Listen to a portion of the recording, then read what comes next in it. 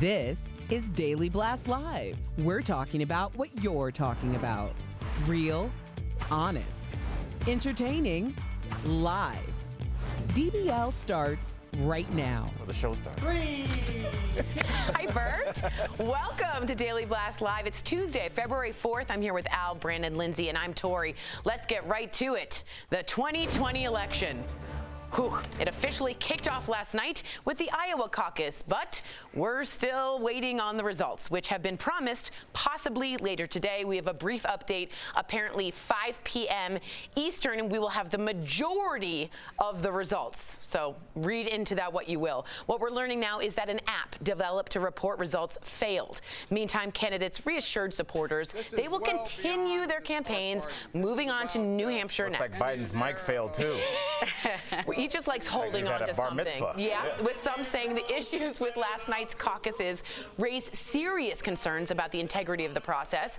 And Pete Buttigieg used the opportunity to declare victory. But he got a lot of pushback online with the hashtag #MayorCheat trending on Twitter. This morning, Pete is defending the process. Here's what he told CBS's Gayle King. I think it's safe to say no one in the country is more impatient than I am to hear the official results from the party. The good news is there is a paper process that can verify this. And of course, the way the caucus process works, folks are in the room. They see how everybody aligns. So it's verifiable, but still very, very frustrating. Well, at some point, sorry, I had some coffee there. At some point today, we will get the results, but the whole mess has many of us wondering if we need to get rid of caucuses altogether. Now, before we start, clap if you know what a caucus is. Okay, really quickly, I'm going to do it School of Rock style. A caucus is when you get in a room, like a gymnasium, instead of voting, you stand in the corner for your favorite person. You need to get a certain amount of people in that corner or else you're not allowed in. You're not viable. So if you're not viable, you switch to other corners. It's like dodgeball. That's embarrassing. Okay? But so only the Democrats do it that way, right? The Republicans just stick a paper inside of a poll for their caucus. I mean, you know, but whatever. What does that mean? I mean, they stick a paper inside of the polling box. Like, you know, we watched a clip together, and you see Legos moving around so they can explain this process. It's embarrassing. And how many layers there are. So it's pretty old school. But I think that they tried to be more inclusive and accessible by letting people vote virtually. But we're seeing all the issues with that because obviously with technology comes malfunction. So now that we're sitting here, we're waiting for the results. And I think that the takeaway from these results is to notice that, like, with Hillary Clinton, when she was in the caucuses, she came in third behind Kerry and Obama. Yeah. And so that kind of virtually kicked her out of the race. And so I think we need to look at who's coming in third. And really, that's the only takeaway from this, because right now, who's winning is now like a toss-up. Buttigieg already declared. It's kind of becoming a joke. I think it's brilliant. I think there is a vacuum and no one's speaking and everyone's waiting. And what do you do in a vacuum? You grab the mic. And all he said is that we were victorious. And he did. He did much, much better. And I think being loud today, who did we just show? Pete Buttigieg. Yeah. That is a brilliant political strategy. And his new hair. And his hair's great. He's got new hair. He does have new hair. He's got senator hair now. Yeah, it's getting there. He had like small town He's not even the front runner, though. But guess what? Perception in politics is everything, and he reads that well. If he can say on Twitter, "I'm victorious," that momentum starts. You kind of see that with boxers after a fight. First thing they do, they put their hands up like they're victorious before they even read to tally the votes. But let's just talk about this debacle right now and how going into this 2020 election season, we wanted to see some sort of transparency and have some sort of confidence in our election system. Caucus, outdated. Electoral college, outdated. And now we have this. This is not looking good because now the conspiracies are flying all over the place, from Russian hacks to they rigged it for Buttigieg. So I agree. It's one of those things. Moving on. Well, celebrations continue for the Super Bowl champions. Chiefs quarterback Patrick Mahomes fulfilled his dream to go to Disney World following his big win. Check him out at his parade waving at fans with Mickey. Meantime, fellow teammate Derek Noddy celebrated by paying the adoption fees for every single dog at a Kansas City shelter. And Coach Andy Reid said it would be an honor to visit the White House to celebrate their big win, which has us asking, would you visit the White House even if you disagreed or didn't support the president? I'm going to hand it off to y'all to hear what you have to say. Would you go if you were asked? I know how you feel about Trump. Right. Strong feelings. Trump's asked the DBL team to come. Would you go? No, I would not go. That's my personal decision. I know a lot of our audience is pro-Trump. That's great too, and I think like we've had a lot of good moments, and I think we can show each other that even though we're not on the same page politically, we can still have a good time every day. But like for me, for my ideological reasons, I would not be in attendance because I think that would be disingenuous to me. But I would support anybody from the DBL team that went. When they came back, I would have a drink with them. Yep. It's soda water and lime, and ask them how it was. So it'd be no ill will, but I would not go. Yeah, and I would join you. I didn't do it my rookie year when George Bush was in office, and now I feel even stronger than what I felt back then. I actually know facts now. I'm actually paying attention. But what I would do, Al, is when they left, me and you, I would ask you to go into the community with me, and let's do some sort of charitable works in the community, because whatever issues we have, I want to make sure that we're actually doing something instead of saying, hey, we're just boycotting and we're going to stick it to the man. Right. No, we're going to do something around the community. But I challenge you guys because I think that Ellen and Michelle Obama show us that with conversation we can move forward and actually make progress. And this man is essentially the most powerful person in the world. And so going to the White House is not only historic, but it's just a moment in time that has brought us together. The whole point of sports, right, and entertainment is because we can find common ground there. But you're not going there to have conversation with him. No, you do. Those lead. Look what Kim Kardashian has done. She's an entertainer. But like you can have those conversations. Wait, Brandon, I want to hear. Let her finish. You do go to have those conversations. You think you just stand there and only take a picture? You're not having any sort of conversation that's going to spark change. You're just going there to shake a hand. You don't think that people go on and work together with presidents and people like they had conversations with Obama, went on to do work after they met him? How do you think he became friends with these athletes? They came to the White House. These are things that actually happen. I'm not saying you're going to have this intense dialogue, but you can begin the conversation to try to make change. Or you can sit on the sidelines and just say, I hate you. Or is that a form of his peaceful protest? And that's fine. I think that, it got elevated in this Trump time, right? Because athletes have always protested going to the White House. There's been several people that haven't went. But I think with the Tar Heels not going and the Warriors not going, we're in a very divisive time, and I just want to see people make change and see how we can go find routes to do so, like we saw Kim Kardashian do and Van Jones. I think it would be hard to walk into. What if one of those, I know we got to move on, but what if one of those Chiefs players were one of the ones who were taking a knee in a peaceful protest, and then that president was the one who says, get those SOBs up and get them up out of there? You mean to tell me you're going to walk up in there and shake that man's hand and talk to him after he called you a SOB, and now he's standing right there in your face? Oh, I think you can have the conversation. Like, you don't have to fist fight. We're not children. You can say, this is why you were wrong. I think the way that people learn when they're racist or wrong or anything is by having the dialogue, and as soon as you get mad, you kind of lose in that conversation. Interesting. I will stop you there, but I wonder if this president can have that dialogue. I wonder if he can actually hear that. One of the women accusing disgraced movie mogul Harvey Weinstein of rape had a panic attack on the stand yesterday. This is a trigger warning again. If anyone is triggered by this, to please look away. Jessica Mann, who testified on Friday that Weinstein forced her to perform sex acts and raped her twice, was being cross-examined yesterday while reading a letter to her ex-boyfriend about Weinstein, explaining that she, quote, tried to make him a pseudo-father. Mann then burst into tears, had to leave the courtroom. She was pictured leaving with a stress ball in her hand. Reportedly, she was gasping for air and stumbling. I listened to some of this video. You hear her wailing. You hear her wailing in the car.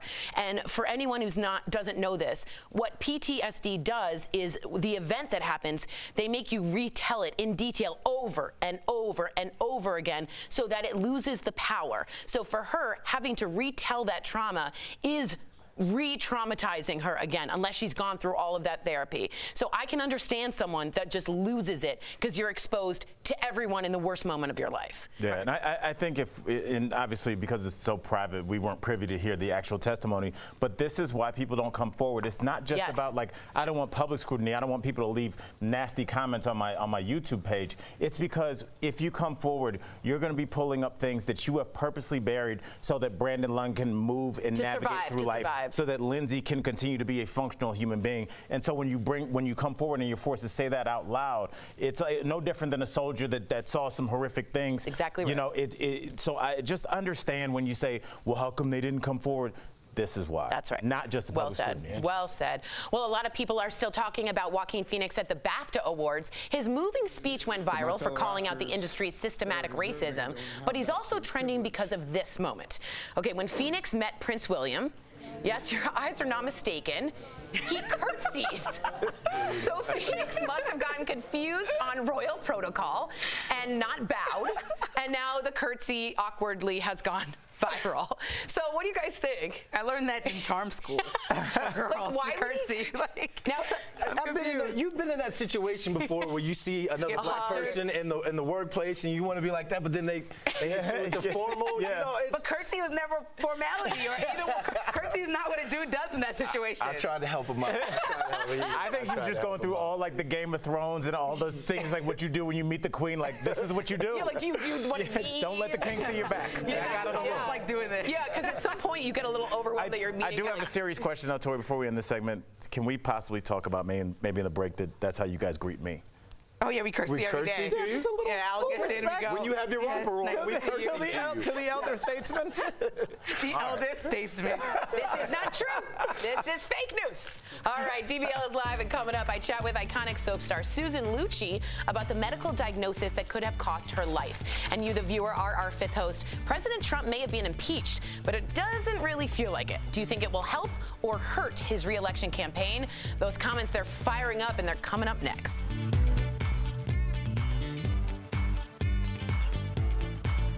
February is Black History Month, and DBL is honoring Black leaders who paved a way for future generations of Americans.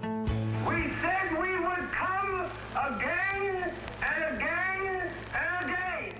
Today, we honor Bayard Rustin. He was an advisor to Dr. Martin Luther King Jr. and was openly gay. He included gay rights in the broader conversation of civil rights and is credited for sharing his stance on nonviolence with Dr. King, allowing many Americans to advocate for peace and equality. That we acted black and white together.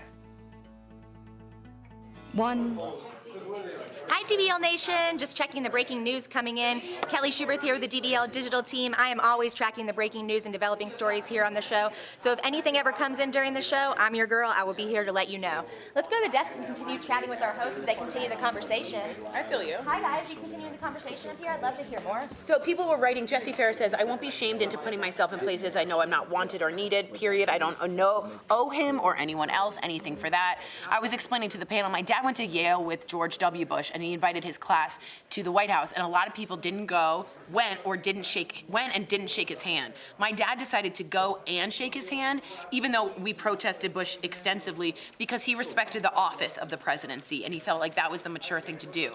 I don't think I'd be able to, though, with this president going so far as we have, feel good to go either. But as Lindsay said, go ahead with your point of, you at least get a chance to talk to him. I was saying that we all know that Robert Kraft and the president are at least good associates, if not friends. And so if Tom Brady has the ear of all his black coworkers who want him to get something across, yeah, maybe they're not looking out for the D lineman who is unknown to the president. But if Tom Brady goes and tells the president, here's what I'm thinking, and my team is thinking as a group, and is that voice for that person, that's Robert your time. Kraft? No one, you're getting a brief before you walk in there, what to kind of say and what not to say. That is not the time to bring up, hey, all my black friends on the That's football not the time, team. but that's the time to say, I'd love to talk to you more about this subject. But that's Tom Brady taking what you're feeling and then saying that to the president. Or Robert Kraft, who I know has aligned himself with the players. But Tom Brady may not do that. You know, But- Tom Brady may but not somebody take that might. opportunity. That's what I mean. to It's a do conversation. Like when the Warriors, Steph Curry said he wasn't going to go, but he said he's going to discuss it with his teammates. His coach is also very vocal against Trump. Steve Kerr, yes. Right. So if Curry and his teammates would have came together, like, listen, if he's going to listen to us and these are our stipulations, we'll go. Obviously, that wasn't the conversation, but that's my point. Is that he said he's willing to have a conversation about it. But his first I think answer people are is just no. saying when you're talking about going to the White House and you guys are getting ushered through there and you're having your little time, your little couple seconds to shake the hand with the president and to move on. You're not going to be there. Hey man, I'm from Wichita, Kansas. We got a problem of social injustice. I would love to be able to see. Right, but Robert Kraft is his friend, is what I'm saying. Jesse So you Ferris can writes talk in, to what your makes owner anyone regardless. think he would listen to anything any of us have to say? So keep writing us in. It's a great debate. Saying that like, oh, that's just going to get FaceTime with the president. You don't have time to.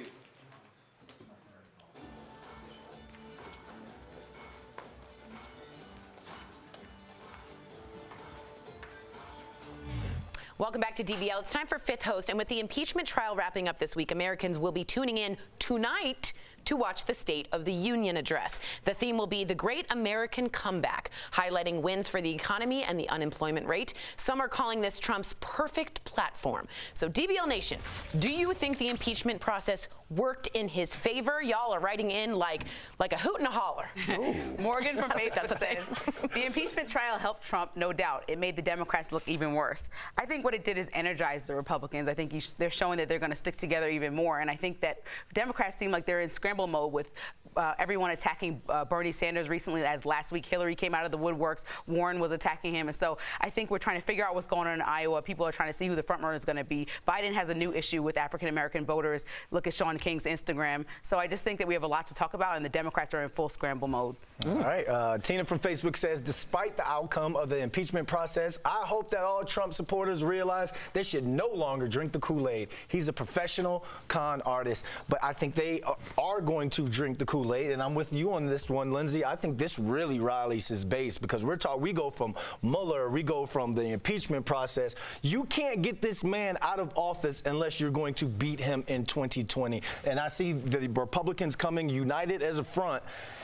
And we got one heck of a campaign or election season ahead of us. I'm just kind of sick of everybody just saying, like, we can't get him out of office.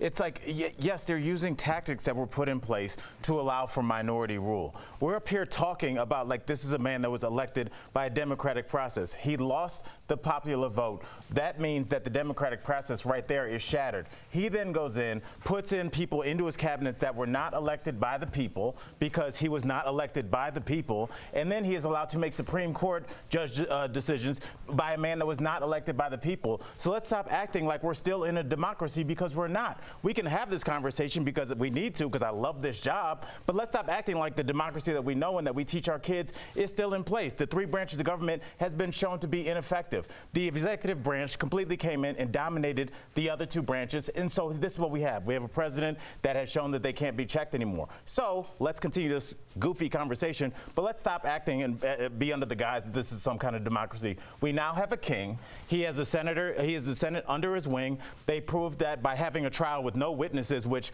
would never be, as somebody that's written for TV, that'd be a real interesting Law and Order script to just have a trial with no witnesses. How does that work? How would that work if a mafia Don was up for that? But it's the president, so we'll let it go. John from Facebook says it's going to be an easy win for Trump the way that Democrats are going. That's right. The Democrats can't figure it out. We did try the democracy part of Democrats, but that didn't work.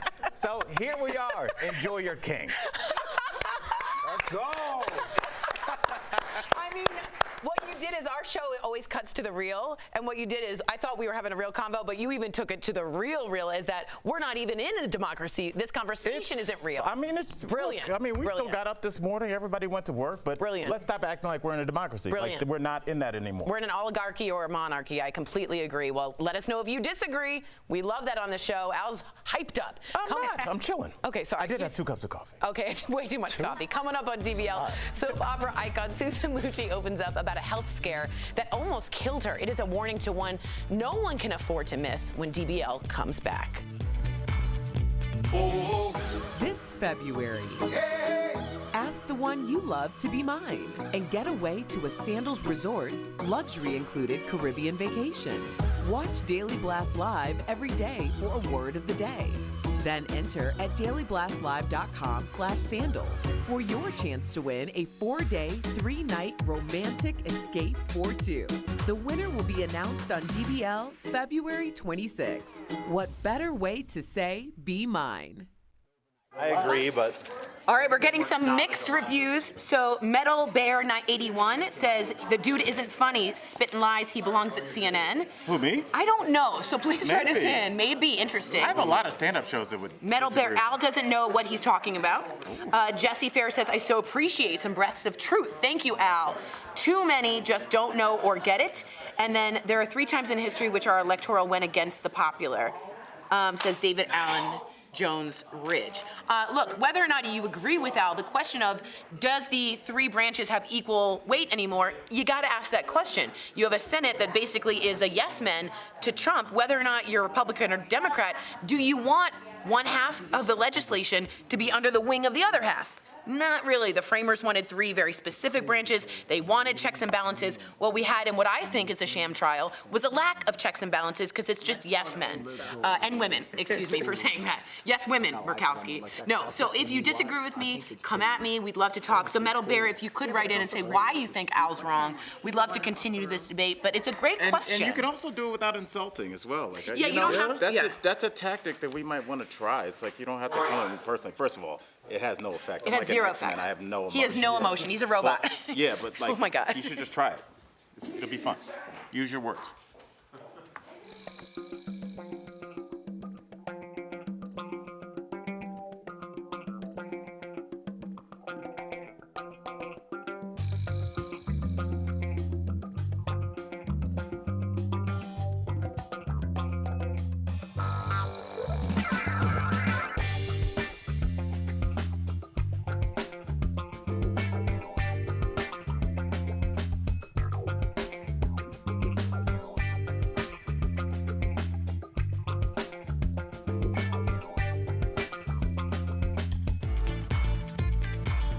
Welcome back to DBL. February is American Heart Month. It's a time to raise awareness about heart disease and stroke. Emmy winner Susan Lucci has a personal experience that she's using to help spread the word. Earlier, I talked to her and a heart doctor in today's DBL Spotlight.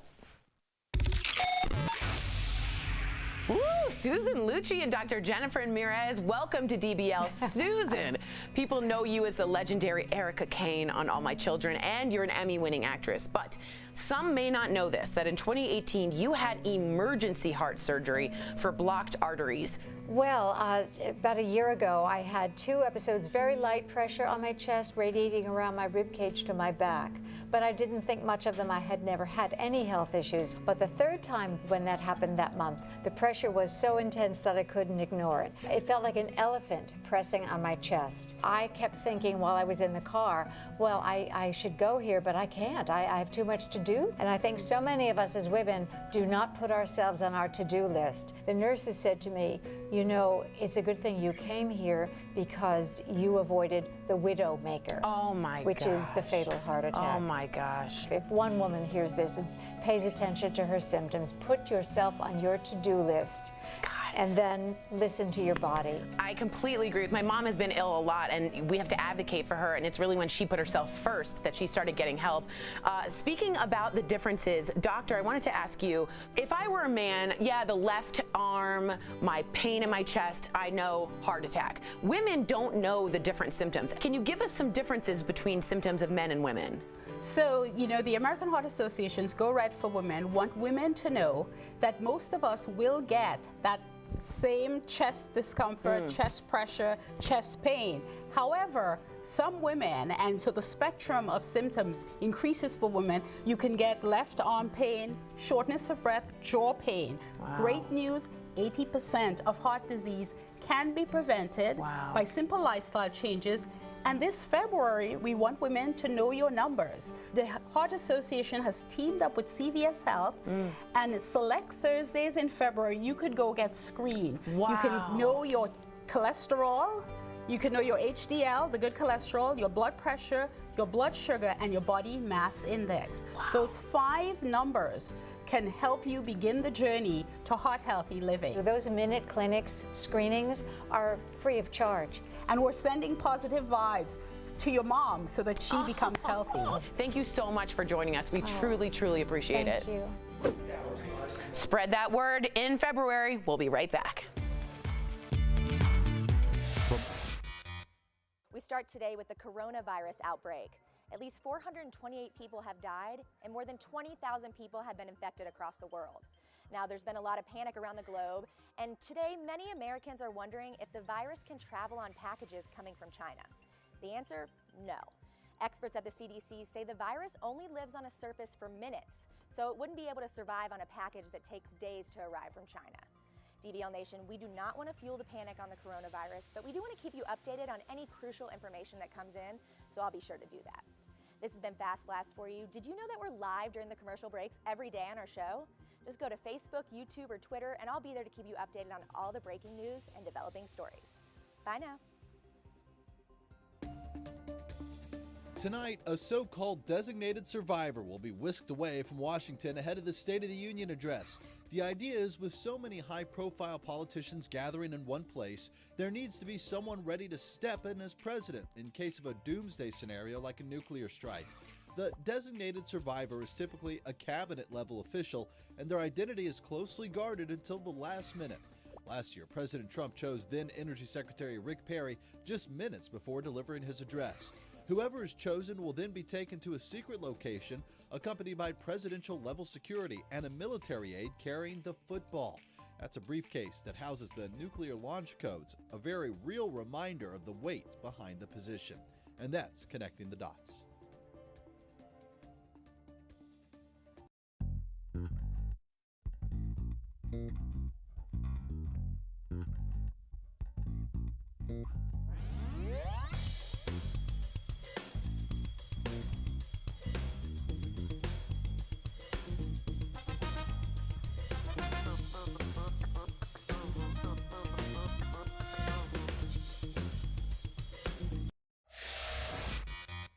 We start today with the coronavirus outbreak. At least 428 people have died and more than 20,000 people have been infected across the world. Now, there's been a lot of panic around the globe, and today many Americans are wondering if the virus can travel on packages coming from China. The answer, no. Experts at the CDC say the virus only lives on a surface for minutes, so it wouldn't be able to survive on a package that takes days to arrive from China. DBL Nation, we do not want to fuel the panic on the coronavirus, but we do want to keep you updated on any crucial information that comes in, so I'll be sure to do that. This has been Fast Blast for you. Did you know that we're live during the commercial breaks every day on our show? Just go to Facebook, YouTube, or Twitter, and I'll be there to keep you updated on all the breaking news and developing stories. Bye now. Tonight, a so-called designated survivor will be whisked away from Washington ahead of the State of the Union address. The idea is, with so many high-profile politicians gathering in one place, there needs to be someone ready to step in as president in case of a doomsday scenario like a nuclear strike. The designated survivor is typically a cabinet-level official, and their identity is closely guarded until the last minute. Last year, President Trump chose then Energy Secretary Rick Perry just minutes before delivering his address. Whoever is chosen will then be taken to a secret location, accompanied by presidential-level security and a military aide carrying the football. That's a briefcase that houses the nuclear launch codes, a very real reminder of the weight behind the position. And that's Today's Sandals word of the day is kisses. I like that. Word of the day. We all guess. Wait till you get there first. Nice. Welcome back to DBL. We love sharing your comments, and you guys have been writing in a lot after Al went off in a great way. So what are some of those comments? All right. We have Brandy Sprong, and she's talking about our visits to the White House conversation. Brandy says, I would go to see the White House, give my opinion, even though he probably won't listen.